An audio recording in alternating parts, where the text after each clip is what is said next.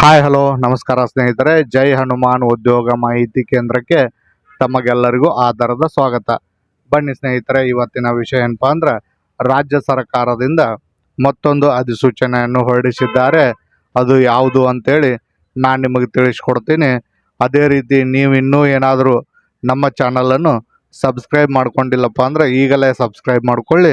ಯಾಕಂದ್ರೆ ಮುಂದೆ ಬರ್ತಕ್ಕಂಥ ಎಲ್ಲ ಸರ್ಕಾರಿ ಉದ್ಯೋಗಗಳು ಹಾಗೂ ಸರ್ಕಾರಿ ಯೋಜನೆಗಳ ಮಾಹಿತಿಯನ್ನು ನಾನು ನಿಮಗೆ ತಿಳಿಸಿಕೊಡುತ್ತೇನೆ.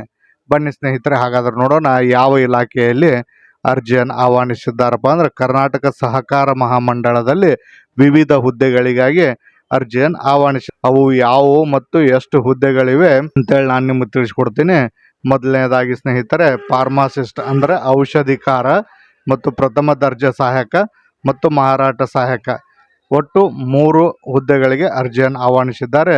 ಒಟ್ಟು ಹುದ್ದೆಗಳ ಸಂಖ್ಯೆ ಎಷ್ಟಿದೆಪ್ಪ ಅಂದ್ರೆ ಟೋಟಲ್ 34 ಹುದ್ದೆಗಳಿಗೆ ಅರ್ಜಿಯನ್ನು ಆಹ್ವಾನಿಸಿದ್ದಾರೆ. ಇದರಲ್ಲಿ ಯಾರ್ಯಾರಿಗೆ ಎಷ್ಟು ಹುದ್ದೆಗಳು ಬರುತ್ತವೆ ತಿಳಿಸಿಕೊಡುತ್ತೇನೆ. ಅದೇ ರೀತಿ ಮತ್ತು ಈ ಹುದ್ದೆಗಳಿಗೆ ಅರ್ಜಿ ಸಲ್ಲಿಸಲು ನಿಮ್ಮ ವಿದ್ಯಾರ್ಹತೆ ಏನಾಗಿರಬೇಕೆಂದು ತಿಳಿಸಿಕೊಡುತ್ತೇನೆ. ಬನ್ನಿ ಸ್ನೇಹಿತರೆ, ಮೊದಲನೇದಾಗಿ ಫಾರ್ಮಾಸಿಸ್ಟ್ ಅಂದರೆ ಔಷಧಿಕಾರ ಹುದ್ದೆಗಳಿಗೆ ಅರ್ಜಿಯನ್ನು ಆಹ್ವಾನಿಸಿದ್ದಾರೆ. ಒಟ್ಟು ಎಷ್ಟು ಹುದ್ದೆಗಳಿವೆಪ್ಪ ಅಂದ್ರೆ 7 ಹುದ್ದೆಗಳಿಗೆ ಅರ್ಜಿಯನ್ನು ಆಹ್ವಾನಿಸಿದ್ದಾರೆ. ಈ ಹುದ್ದೆಗಳಿಗೆ ಅರ್ಜಿ ಸಲ್ಲಿಸಲು ನಿಮ್ಮ ವಿದ್ಯಾರ್ಥಿ ಏನಾಗಿರಬೇಕಪ್ಪ ಅಂದ್ರೆ pharmacy diploma in pharmacy pass ಆದಂಥ ಅಭ್ಯರ್ಥಿಗಳು ಅರ್ಜಿಯನ್ನು ಸಲ್ಲಿಸಬಹುದು. ಮತ್ತು ಅದರ ಜೊತೆಗೆ ಕಂಪ್ಯೂಟರ್ ನಾಲೆಜ್ ಕಡ್ಡಾಯವಾಗಿ ಇರಬೇಕು. ಕನ್ನಡ ಓದುವ ಸಾಮರ್ಥ್ಯದ ಜೊತೆಗೆ ಕನ್ನಡ ಜ್ಞಾನ, ಬರೆಯುವಿಕೆ ಮತ್ತು ಕನ್ನಡವನ್ನು ಸ್ವಚ್ಛವಾಗಿ ಮಾತನಾಡಬೇಕು ಅಂಥ ಅಭ್ಯರ್ಥಿಗಳು ಅರ್ಜಿ ಸಲ್ಲಿಸಲು ಅರ್ಹತೆಯನ್ನು ಹೊಂದಿರುತ್ತಾರೆ. ಇದಾದ ನಂತರ ಪ್ರಥಮ ದರ್ಜೆ ಸಹಾಯಕರ ಹುದ್ದೆಗಳಿಗೆ ಅರ್ಜಿಯನ್ನು ಆಹ್ವಾನಿಸಿದ್ದಾರೆ. ಒಟ್ಟು ಎಷ್ಟು ಹುದ್ದೆಗಳಿವೆಪ್ಪ ಅಂದ್ರೆ 10 ಹುದ್ದೆಗಳಿವೆ ಪ್ರಥಮ ದರ್ಜೆ ಸಹಾಯಕರು. ಈ ಹುದ್ದೆಗಳಿಗೆ ಅರ್ಜಿ ಸಲ್ಲಿಸಲು ನಿಮ್ಮ ವಿದ್ಯಾರ್ಥಿ ಏನಾಗಿರಬೇಕಪ್ಪ ಅಂದ್ರೆ ಯಾವುದೇ ಅಂಗೀಕೃತ ವಿಶ್ವವಿದ್ಯಾನಿಲಯದಿಂದ ಪದವಿಯನ್ನು ಪಡೆದಿರಬೇಕು ಸ್ನೇಹಿತರೆ. ಯಾವುದಪ್ಪ ಅಂದರೆ BA, BSc, BCom, BBA ಯಾವುದಾದರೂ ಒಂದು ಪದವಿಯನ್ನು ಪಡೆದಂಥ ಅಭ್ಯರ್ಥಿಗಳು ಅರ್ಜಿಯನ್ನು ಸಲ್ಲಿಸಬಹುದು. ಮತ್ತು ಅದರ ಜೊತೆಗೆ ಕಡ್ಡಾಯವಾಗಿ ಕಂಪ್ಯೂಟರ್ ನಾಲೆಜ್ ಇರಬೇಕು ಮತ್ತು ಕನ್ನಡವನ್ನು ಓದುವ ಸಾಮರ್ಥ್ಯದ ಜೊತೆ ಕನ್ನಡ ಜ್ಞಾನ, ಬರೆಯುವಿಕೆ, ಕನ್ನಡವನ್ನು ಸ್ವಚ್ಛವಾಗಿ ಮಾತನಾಡಬೇಕು. ಇಂಥ ಅಭ್ಯರ್ಥಿಗಳು ಪ್ರಥಮ ದರ್ಜೆ ಹುದ್ದೆಗಳಿಗೆ ಅರ್ಜಿಯನ್ನು ಸಲ್ಲಿಸಬಹುದು. ಇದಾದ ನಂತರ ಇನ್ನು ಮಾರಾಟ ಸಹಾಯಕರು ಒಟ್ಟು ಎಷ್ಟು ಹುದ್ದೆಗಳಿವೆಪ್ಪ ಅಂದ್ರೆ 17 ಹುದ್ದೆಗಳಿವೆ ಸ್ನೇಹಿತರೆ. ಈ ಹುದ್ದೆಗಳಿಗೆ ಅರ್ಜಿ ಸಲ್ಲಿಸಲು ನಿಮ್ಮ ವಿದ್ಯಾರ್ಹತೆ ಏನಾಗಿರಬೇಕಪ್ಪ ಅಂದ್ರೆ ದ್ವಿತೀಯ PUC ಪಾಸ್ ಆಗಿರಬೇಕು ಮತ್ತು ಅದರ ಜೊತೆಗೆ ಕಂಪ್ಯೂಟರ್ ನಾಲೆಜ್ ಕಡ್ಡಾಯವಾಗಿ ಇರಬೇಕು ಮತ್ತು ಕನ್ನಡದಲ್ಲಿ ಓದಲು ಮತ್ತು ಬರೆಯಲು ಸ್ಪಷ್ಟವಾಗಿ ಬರುತ್ತಿರಬೇಕು. ಅಂತಹ ಅಭ್ಯರ್ಥಿಗಳು ಅರ್ಜಿಯನ್ನು ಸಲ್ಲಿಸಬಹುದು. ಇದಾದ ನಂತರ ನೋಡಿ ಸ್ನೇಹಿತರೆ, ವಿದ್ಯಾರ್ಹತೆ ಮತ್ತು ಹುದ್ದೆಗಳ ಸಂಖ್ಯೆಯನ್ನು ತಿಳಿದುಕೊಂಡಿದ್ದೀರಾ. ಇನ್ನು ಈ ಹುದ್ದೆಗೆ ಅರ್ಜಿ ಸಲ್ಲಿಸಲು ನಿಮ್ಮ ವಯೋಮಿತಿ ಎಷ್ಟಿರಬೇಕಪ್ಪ ಅಂದ್ರೆ ನೀವೇನಾದರೂ ಜನರಲ್ ಕ್ಯಾಟಗರಿಯವರಾಗಿದ್ದರೆ 18ರಿಂದ 38 ವಯೋಮಿತಿ ಒಳಗಡೆ ಇರತಕ್ಕಂಥ ಎಲ್ಲ ಅಭ್ಯರ್ಥಿಗಳು ಅರ್ಜಿಯನ್ನು ಸಲ್ಲಿಸಬಹುದು.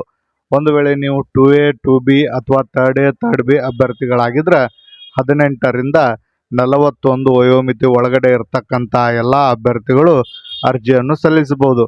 ಒಂದು ವೇಳೆ ನೀವು SC, ST ಅಥವಾ ಕ್ಯಾಟಗರಿ 1 ಅಭ್ಯರ್ಥಿಗಳಾಗಿದ್ದರೆ 18ರಿಂದ 43 ವಯೋಮಿತಿ ಒಳಗಡೆ ಇರತಕ್ಕಂಥ ಎಲ್ಲ ಅಭ್ಯರ್ಥಿಗಳು ಅರ್ಜಿಯನ್ನು ಸಲ್ಲಿಸಬಹುದು. ಇನ್ನು ವಯೋಮಿತಿ ಆದ ನಂತರ ಸ್ನೇಹಿತರೆ, ಈ ಹುದ್ದೆಗೆ ಅರ್ಜಿ ಶುಲ್ಕ ಎಷ್ಟಿದೆ ಎಂದು ತಿಳಿದುಕೊಳ್ಳೋಣ ಬನ್ನಿ.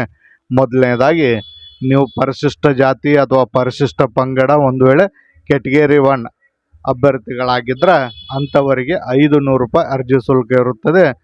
ಮತ್ತು ಇನ್ನುಳಿದ ಇತರೆ 2A, 2B, 3A, 3B ಅಥವಾ ಜನರಲ್ ಕ್ಯಾಟಗರಿಯವರಾಗಿದ್ದರೆ ಅಂಥವರಿಗೆ 1000 ರೂಪಾಯಿ ಅರ್ಜಿ ಶುಲ್ಕ ಇರುತ್ತದೆ ಸ್ನೇಹಿತರೆ.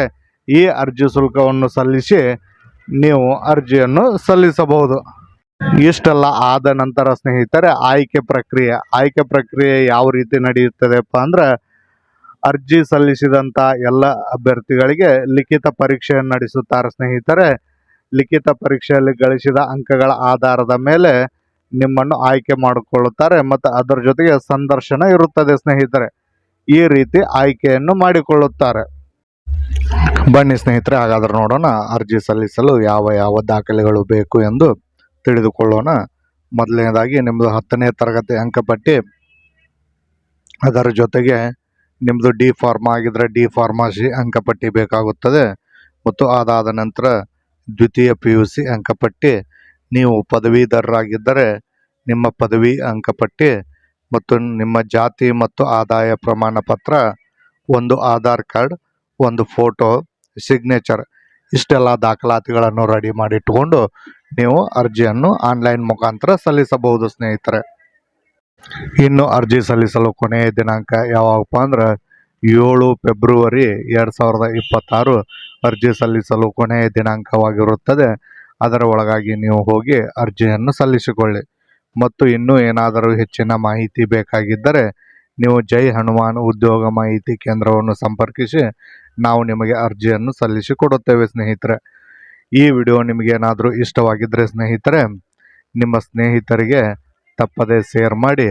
ಮತ್ತು ಇಲ್ಲಿ ತನಕ ಈ ವಿಡಿಯೋ ನೋಡಿದಂಥ ಎಲ್ಲರಿಗೂ ಧನ್ಯವಾದಗಳು.